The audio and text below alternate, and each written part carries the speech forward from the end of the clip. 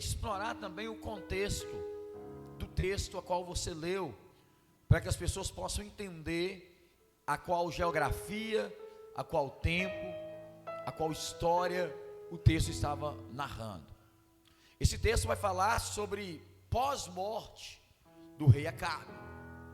O rei Acabe morre, e todas as vezes que um rei morre, alguém fica tentando tomar o seu lugar, ou aquilo que fazia para aquele rei. Alguns pensam em parar de fazer, alguns pensam em não precisa mais porque ele não está mais aqui. E a Bíblia vai dizer que o seu filho assume, e quando o filho dele assume, algumas nações começam a crescer as asas.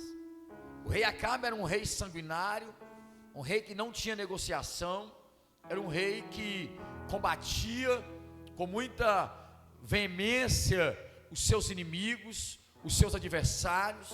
Porém o texto vai nos dizer que Moabe, o rei de Moabe, o rei da terra de Moabe, se levanta contra Israel, se levanta contra.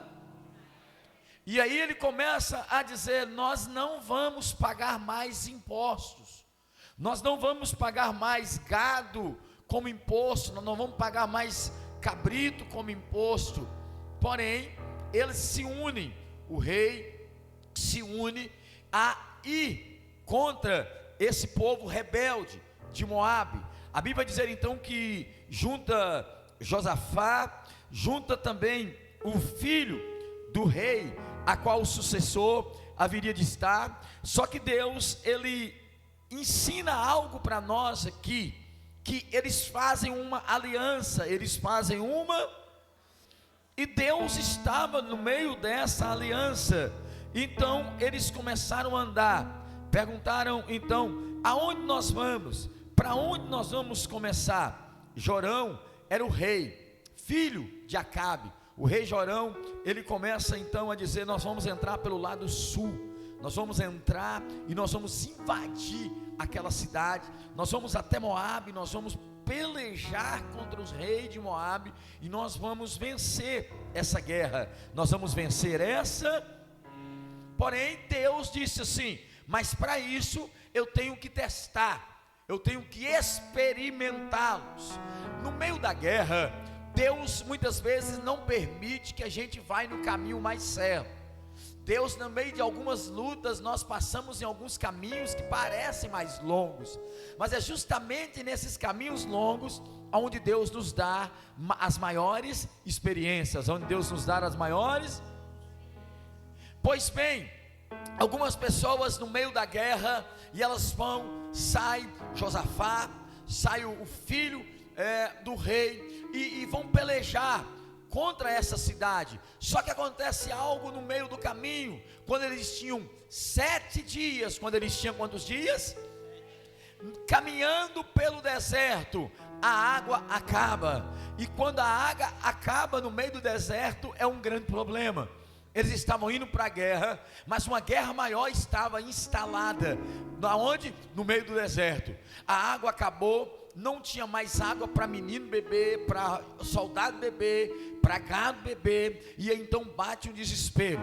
Esse rei bonitão, a qual eu li aqui, o filho, ele disse assim: olha, o Jorão, o filho de Acabe, ele disse assim: olha, vamos voltar, porque Deus nos levou para o deserto para morrer. Deus nos levou no deserto para ser morto de sede, de fome. Porém, alguém no meio do deserto, no meio de uma batalha, ele diz assim: por um acaso tem algum profeta da parte de Deus em nosso meio? Irmão, escuta isso. Para toda crise, Deus sempre vai ter uma palavra para você. Vou dizer de novo: para toda crise que você vive, Deus tem sempre uma palavra, usando alguém para te abençoar e para te posicionar no propósito. No meio do deserto, no meio de uma guerra, alguém olha e diz assim: nós vamos morrer.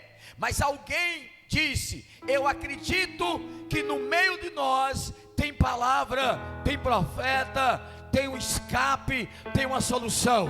Deixa eu liberar sobre a tua vida. Você pode estar no meio do deserto, mas no meio do deserto tem palavra, tem escape, tem solução.